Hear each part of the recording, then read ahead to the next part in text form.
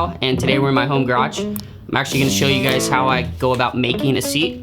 This seat's been requested quite a bit. It's actually the seat for Amber 2. So if you're interested, stick around and I'll show you how I do it.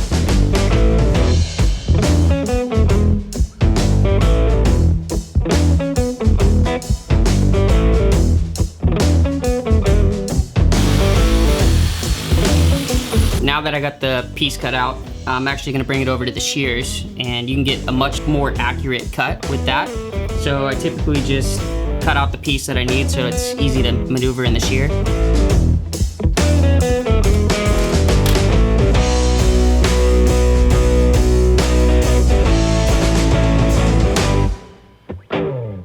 So now that I got the initial shape cut out, it's time to head over to the English wheel and start to give it some shape. The English wheel is not going to get it all the way there, but it's a start, and you'll see in a little bit how the English wheel works. It basically bends the metal in 4 directions, but at a certain point the metal has nowhere to go, so you're going to have to use a shrinker.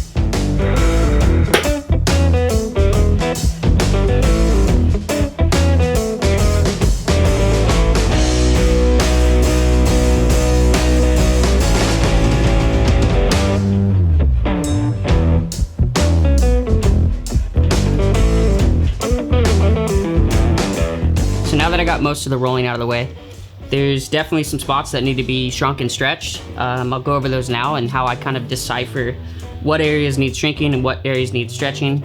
As you can see, the English wheel gets it most of the way, but this edge isn't straight and there's a little bit of a dovetail on the back here. The reason for that is because the material has nowhere to go.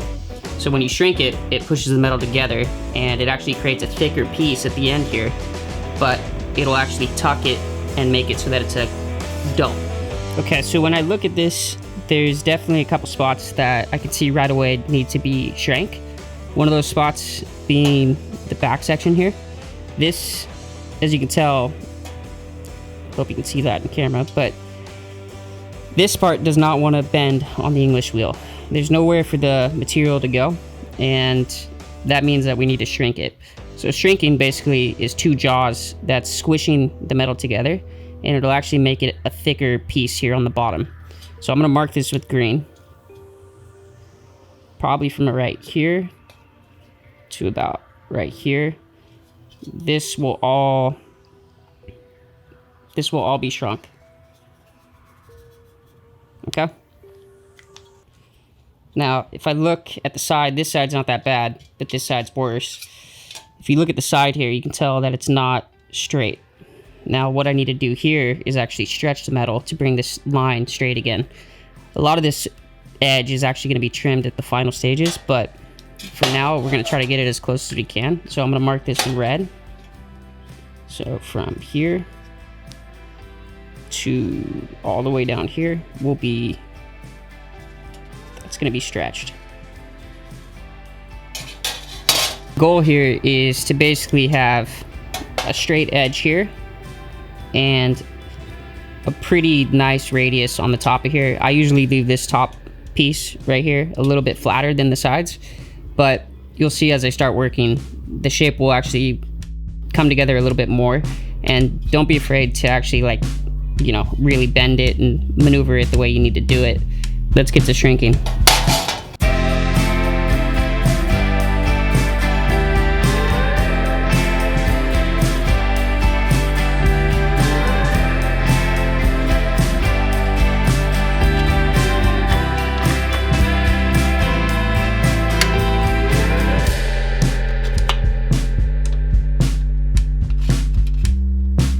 Just got done with the first round of shrinking and stretching. Now it's gonna go back on the English wheel and get any of the dents that I may have put in it smoothed out, and then another round of stretching.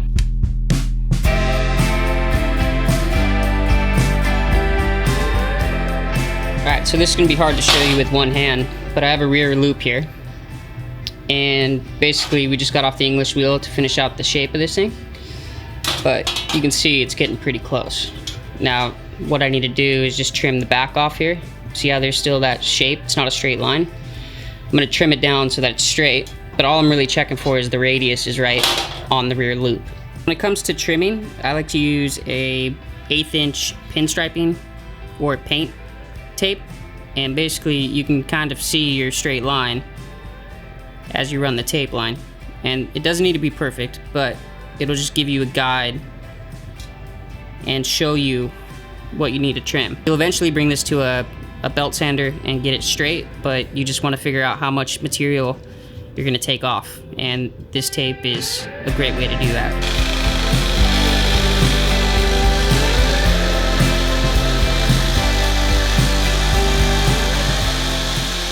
So after trimming it, you can definitely see that the shape is almost there. It's still not perfect, but we're gonna creep up on the dimensions with a belt sander and get our edges straight. And then I'll show you how I fit it to the rear loop to make sure everything's in check before I weld the bottom and the front piece. Here I have it mocked up on the rear loop. It's still a little out of shape, but if you can see, the green tape right here is where I want to be. And so what I do is I look at it from a top down, and I can draw out my green line, and I can see that it's gonna be in the middle of the rear loop.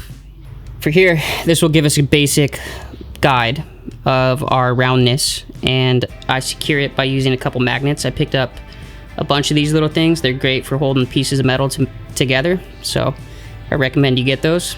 But yeah, we're gonna trim it a little bit more, and then we're gonna move to the belt sander.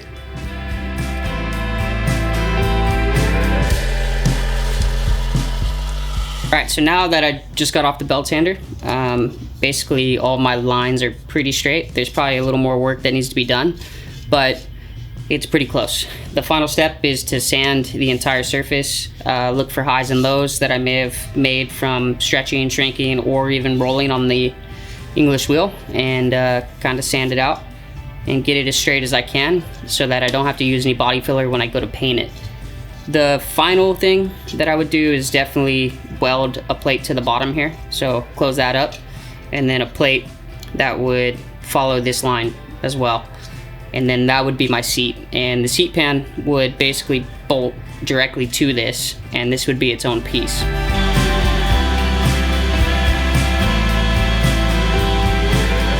All right, so that's pretty much the seat wrapped up. I got a few more things I need to do on it, straighten out a couple more lines, but you get the gist of it.